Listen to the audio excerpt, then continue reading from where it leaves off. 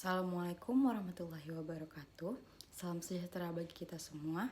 Om Swastiastu, Namo Buddhaya, dan salam kebajikan. Kali ini kita akan mempresentasikan terkait consumer, producer, dan the efficiency of market. Baik, di sini saya akan menjelaskan tentang willingness to pay. Willingness to pay atau WTP sendiri adalah jumlah maksimum yang ingin dan mampu dibayarkan oleh pembeli untuk suatu barang. WTP ini sendiri menunjukkan seberapa besar seorang pembeli menilai suatu barang. Berikut ditampilkan contoh tabel untuk WTP dari 4 orang pembeli untuk sebuah iPod.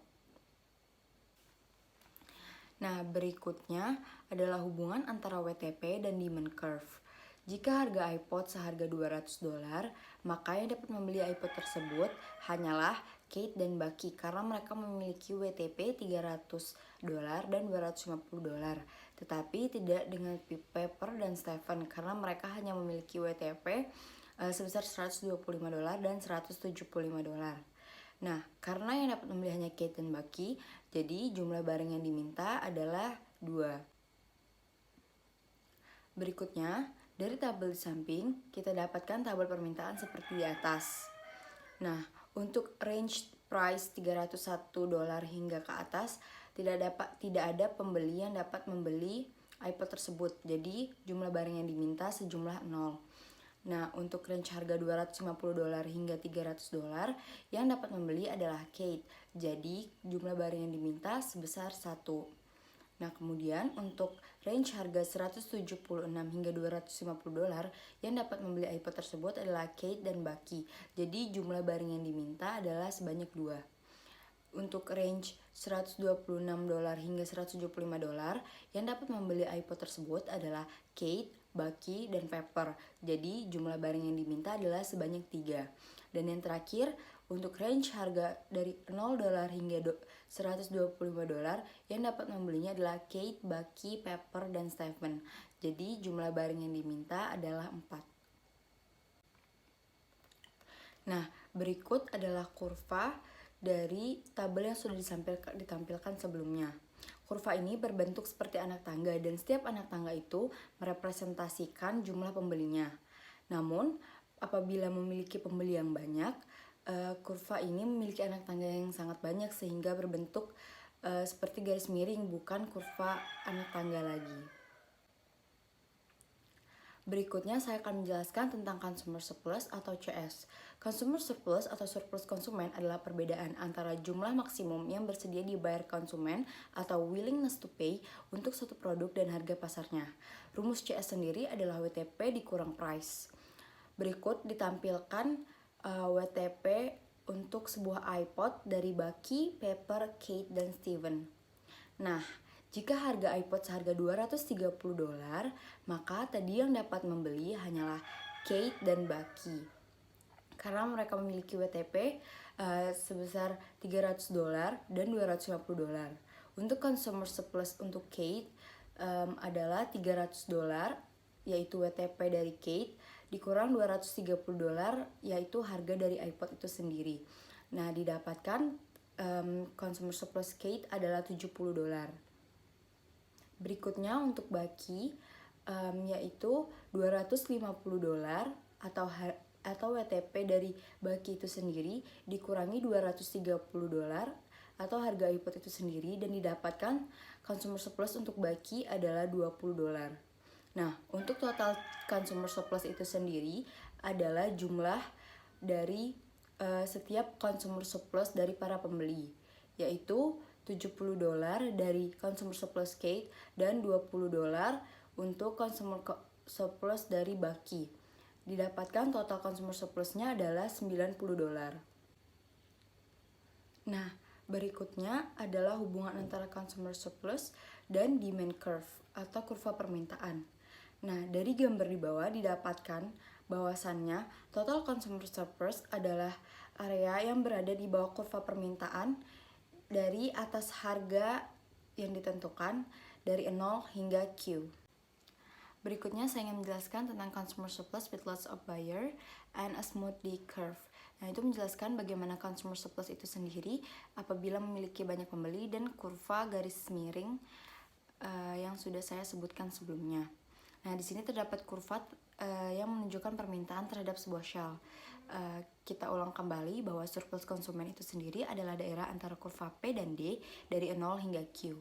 Nah, pada PPT yang disediakan terdapat kurva untuk permintaan terhadap sebuah shell dan itu menunjukkan area berbentuk segitiga. Nah, di sini untuk consumer surplusnya sendiri karena memiliki banyak pembeli dihitung dengan rumus luas segitiga. Untuk mengulang saja, rumus luas segitiga adalah setengah dikali alas dikali tinggi. Nah, jika P sama dengan $30 dan Q sama dengan 15, sesuai dengan data yang ditampilkan pada grafik, dan tingginya itu adalah dari di atas harga. Jadi $60 dikurangi oleh $30 didapatkan tingginya adalah $30. Jadi consumer surplusnya adalah setengah dikali 15 dikali dengan $30. Kita dapatkan consumer surplusnya adalah $225. Nah, yang terakhir di sini saya ingin menjelaskan bagaimana harga yang lebih tinggi mengurangi dari consumer surplus itu sendiri. Nah, apabila harga di sini naik hingga ke $40.000, maka di sini kuantitinya adalah $10 dan untuk high-nya sendiri ini adalah $60 dikurangi $40. Berarti consumer surplusnya adalah setengah dikali 10 dikali $20 dan kita dapatkan consumer surplusnya adalah $100. Nah, di sini terdapat dua alasan terhadap turunnya dari consumer surplus itu sendiri. Yang pertama di sini pada area segitiga menunjukkan bahwa menurunnya consumer surplus yang disebabkan oleh pembeli yang meninggalkan pasar. Nah, pembeli tersebut meninggalkan pasar karena harganya yang naik, tetapi WTP-nya di bawah harga itu sendiri. Jadi mereka tidak memiliki kemampuan atau keinginan untuk membayar suatu barang tersebut. Nah, yang kedua, menurunnya CS karena pembeli membayar harga yang lebih mahal. Baik, sekian presentasi yang dapat saya sampaikan. Berikutnya akan dilanjutkan oleh teman saya. Nah, kemudian kita masuk ke produser surplus atau surplus produsen. Surplus produsen adalah jumlah bayaran yang diterima oleh penjual kurangi oleh biaya yang dikeluarkan penjual untuk memproduksi suatu barang. Atau gampangnya adalah keuntungan yang didapat oleh seorang penjual dengan menjual suatu barang. Nah, fungsinya itu adalah untuk mengetahui manfaat yang diterima penjual dalam partisipasinya di dalam pasar.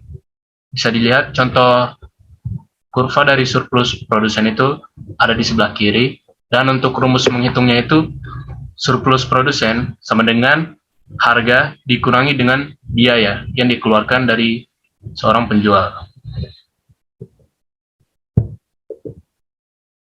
Kemudian ada cost and willingness to sell. Kalau tadi ada willingness to pay, yaitu nilai maksimum yang mampu dikeluarkan oleh pembeli untuk membeli suatu barang, maka willingness to sell itu adalah kebalikannya, yaitu kesediaan dari seorang penjual untuk menjual barangnya pada harga tertentu, yang mana yang pastinya harga tersebut di atas dari biaya yang dikeluarkan dari seorang penjual untuk memproduksi barangnya. Di sini ada kurva penawaran dan sebelahnya ada tabel penawaran juga. Di sini ada contoh dari beberapa penjual yang ingin menjual barangnya pada titik harga yang berbeda-beda. Bisa dilihat pada harga 0 sampai $9 itu tidak ada satupun penjual yang ingin menjual barangnya ke masyarakat. Kemudian pada harga 10 sampai $19 itu ada satu penjual yang ingin menjual barangnya, yaitu Alice. Kemudian naik lagi pada harga 20 sampai $29 itu ada dua penjual yang ingin menjual barangnya, yaitu Brody dan Alice. Kemudian seterusnya sampai harga $40 atau lebih itu semua penjual mau untuk menjual barangnya ke pasar. Nah, kemudian producer surplus and supply curve. Jadi bagaimana kita melihat surplus produsen? Nah, bisa lihat di sini contohnya pada harga 20 dolar. Kita lihat pada kurva pertama itu Alice mau menjual barangnya itu pada harga 10 dolar. Nah, dikarenakan harganya itu 20 dolar, maka Alice mendapatkan surplus produsen itu senilai 10 dolar. Nah, kemudian pada contoh lainnya itu di harga 30 dolar. Kita bisa melihat ada dua penjual yang ingin menjual barangnya, itu Alice dan Brody, di mana Alice menjual pada harga 10 dan Brody menjualnya pada harga 20 dolar. Karena harganya 30 dolar, Alice otomatis akan mendapatkan keuntungan senilai 20 dolar. Itu termasuk kepada produser surplusnya. Dan begitu juga dengan Brody, di mana dia bisa mendapatkan produser surplus senilai 10 dolar. Dikarenakan dia menjualnya di harga 20, namun harga yang ditetapkan oleh pasar itu 30 dolar. Dan jika kita menjumlahkan semua produser surplus yang ada, maka kita akan mendapatkan total produser surplus. Yaitu bisa lihat di contoh ini adalah produser surplus dari Alice dan Brody yang ditambah 20 ditambah 10 sama dengan 30 dolar. Itulah total dari produser surplus kedua penjual. Kemudian, how a higher price raises producer surplus. Kita bisa melihat pada P1 atau harga 1 itu producer surplusnya itu terletak di atas kurva penawaran dan juga di bawah P1. Sama seperti tadi, walaupun gambar kurvanya berbeda, namun cara menemukannya itu yang sama.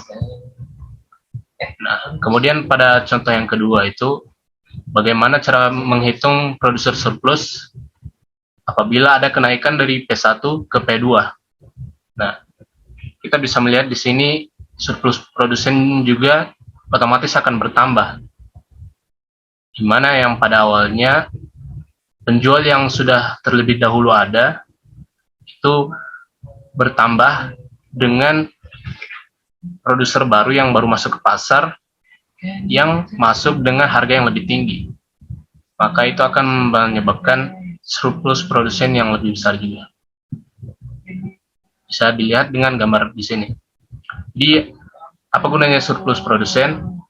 Ya, jadi sama seperti surplus konsumen, di mana kita menentukan kesejahteraan dari konsumen dengan menghitung konsumen surplusnya, maka untuk menentukan atau menghitung kesejahteraan dari seorang produser, kita juga menentukannya dari menghitung produser surplus yang dimiliki oleh penjual tersebut.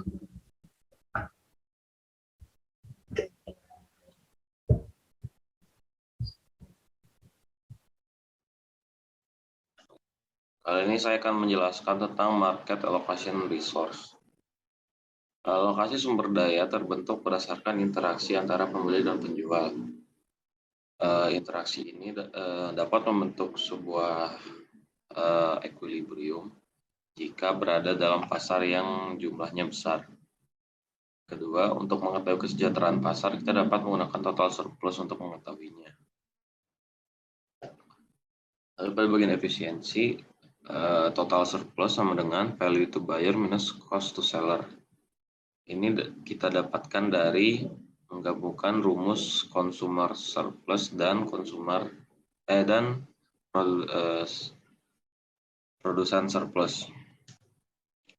Alokasi sumber daya dapat dikatakan efisien jika dapat memaksimalkan total surplus. Efisien adalah kondisi ketika di mana pertama barang dibeli oleh konsumen yang memberi harga tertinggi, dua barang diproduksi oleh produsen dengan harga produksi terendah, ketiga menaikkan atau menurunkan kuantitas suatu barang tidak akan meningkatkan surplus total.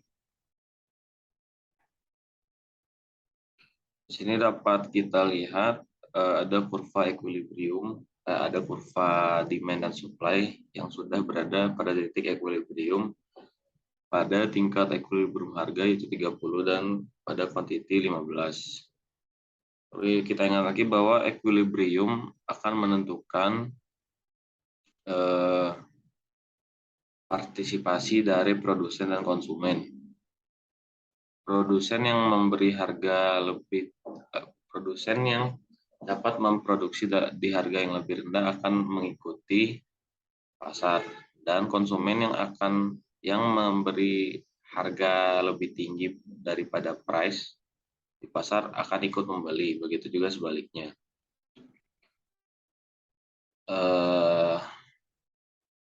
Untuk mengalokasi sumber daya dan maksimalkan harga total surplus dari suatu barang pasar, rincian biaya dari setiap produsen dan WTP dari setiap konsumen harus diketahui. Sekian penjelasan tentang market allocation resource dari saya. Terima kasih.